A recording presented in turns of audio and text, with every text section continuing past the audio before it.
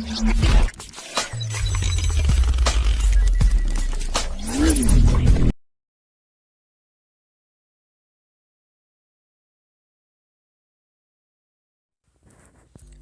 है गाइस आपका हमारे चैनल में। अगर वीडियो अच्छा लगे तो प्लीज़ लाइक शेयर सब्सक्राइब करिएगा। तो आज हम स्टडी करने वाले हैं मैक्रो इकोनॉमिक्स का chapter number 1 that is money and supply.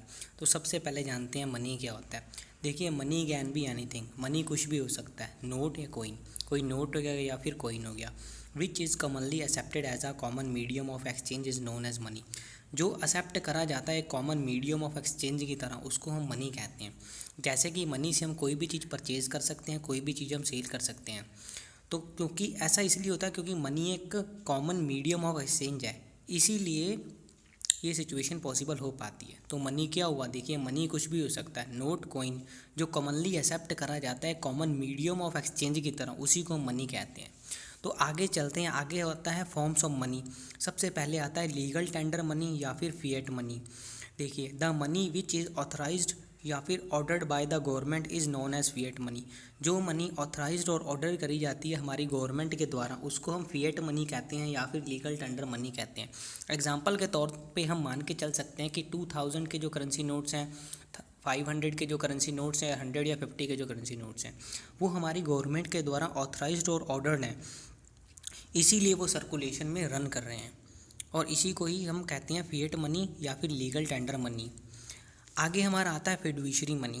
It is a type of money which is based on the trust of money between payer and payee exchange.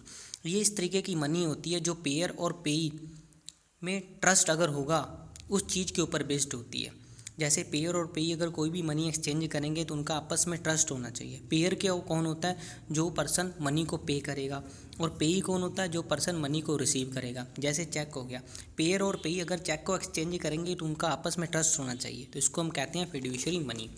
Next आता है हमारे पास full bodied money. It is a type of money in which face value is equals to the commodity value. ये किस तरीके की money होती है जिसमें जो फेस वैल्यू होती है हमारी कमोडिटी वैल्यू के बराबर होती है।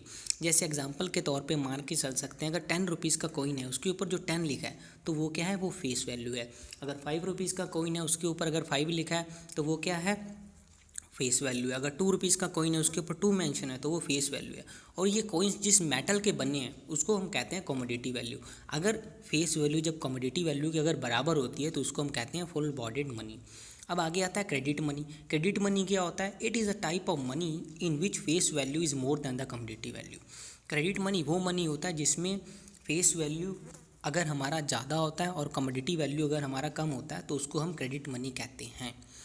सो वीडियो को प्लीज़ लाइक शेयर सब्सक्राइब कीजिएगा और नेक्स्ट वीडियोज़ के लिए कमेंट बॉक्स में बताइएगा। Thank you.